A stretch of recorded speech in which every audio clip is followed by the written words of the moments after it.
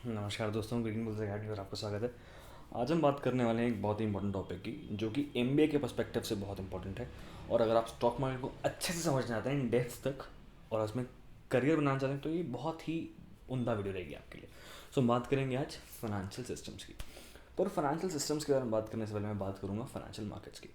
तो चलिए शुरू करते हैं। फाइनेंशियल मार्केट्स क्या होती है? एग्जाम्पल लेते हैं हम। एक इंसान है, उसका नाम है जतिन। ठीक, जतिन प्रभाकर।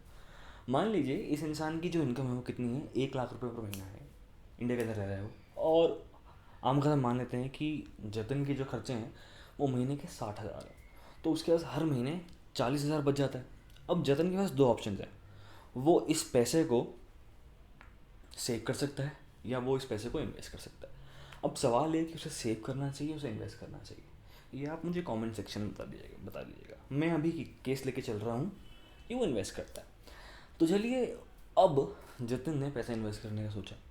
अब जतिन आगे क्या देखता है, अच्छा मेरे पास स्टॉक मार्केट है, अच्छा मेरे पास बॉन्ड्स में इन्वेस्ट करने का भी मौका है, अच्छा मेरे पास रियल एस्टेट भी है, तो मैं थोड़ा थोड़ा पैसा करके, या फिर मेरे पास म्यूचुअल फंड भी है, तो मैं कहीं भी इन्वेस्ट कर सकता हूँ।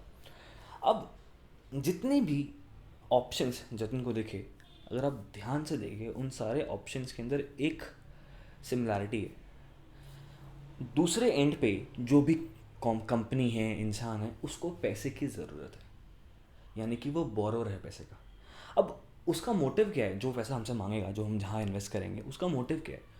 जो हम पैसा उसको दे रहे हैं या जितने जो उसको पैसे दे रहा है, वो उस पैसे को यूज़ करके और पैसा बनाना चाहता है। और उस पैसे का कुछ पार्ट वो जतिन को वापस भी करेगा, क्योंकि जतिन ने इन्वेस्टमेंट किया। तो आप समझ रहे हैं, यहाँ पर जतिन एक सेवर है और वहाँ वो जिस कंपनी में या किसी इंस्टीट्यूशन में इन्वेस्ट करेगा वो बोरोर है। इसको बोलते हैं हम फाइनेंशियल मार्केट का सेटअप, जहाँ पर जो सेवर है वो अपना पैसा किसको प्रोवाइड करता है? बोरोर को, जिसको पैसे की ज़रूरत है और उसको उस पैसे को यूज़ करके और पैसा बनाना है। तो उसका कुछ पार्ट वो, जाहिर सी बात है, सेवर को भी वापस करेगा। अब ये था फाइनेंशियल मार्केट। अब आप ध्यान से समझिए, जतिन ने कहाँ कहाँ इन्वेस्ट करने का सोचा। बॉन्ड्स में, शेयर्स में, रियल एस्टेट में। तो ये सब क्या हो गए? ये सब हो गए फाइनेंशियल एसेट्स। समझ रहे हैं? इन एसेट्स में इन्वेस्ट करके तो वो पैसा बनाएगा। बट अब अगर मैं बात करूं इस पूरे फाइनेंशियल मार्केट के सेटअप की, हमें कोई ना कोई चाहिए ना जो इसको पूरा रेगुलेट कर सके, जो ध्यान रखे कि जतन भी कोई गड़बड़ ना करे और जो कंपनी है आगे वो भी कोई गड़बड़ ना करे, या जो आगे इंसान है सेकंड पार्टी में वो भी कोई गड़बड़ ना करे। उसके लिए हमने बीच में क्या डाल दी? गवर्नमेंट ने बहुत सारे इंस्टीट्यूशंस डाल दिए। उनको हम क्या बोलते हैं? Financial intermediaries. अब फाइनेंशियल इंटरमीडियरीज में हमारे पास रेगुलेटरी फ्रेमवर्क भी आता है, जिसमें अगर हमारे पास सबसे बड़े दो पावर्स हैं इंडिया के अंदर फाइनेंशियल सिस्टम में, एक है आरबीआई और दूसरे हैं सेबी। उसके बाद हमारे पास दूसरे फाइनेंशियल इंस्टीट्यूशन आते हैं, इसमें बैंक्स हैं हमारे पास, फिर हमारे पास एन बी एफ सीज़ हैं, फिर हमारे पास डिपॉजिटरीज़ हैं, फिर हमारे पास ब्रोकर्स हैं और बहुत सारे।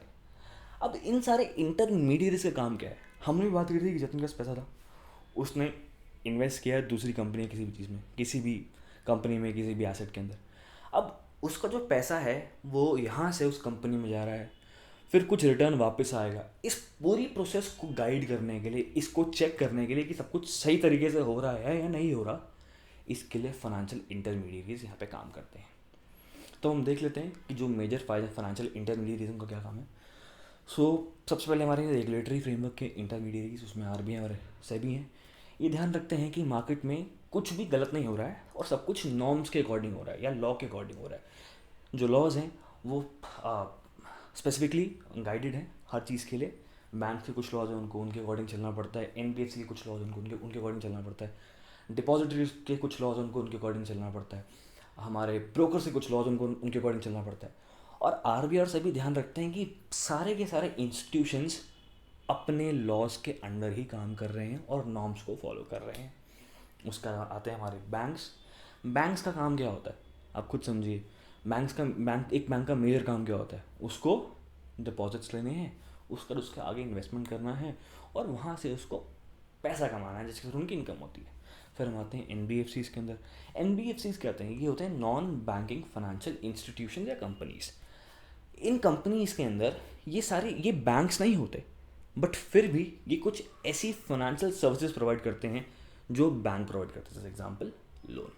उसका आता है डिपॉजिटरीज। डिपॉजिटरी स्टॉक मार्केट के पॉइंट ऑफ व्यू से बहुत बहुत बहुत इंपॉर्टेंट है, क्योंकि डिपॉजिटरी वो जगह है जहाँ पर आपके जो शेयर्स हैं वो डीमैट के अंदर, यानी कि आपकी डीमेटेरियलाइज फॉर्म के अंदर, डिजिटल फॉर्म के अंदर आपके डीमेट अकाउंट में रखे जाएंगे।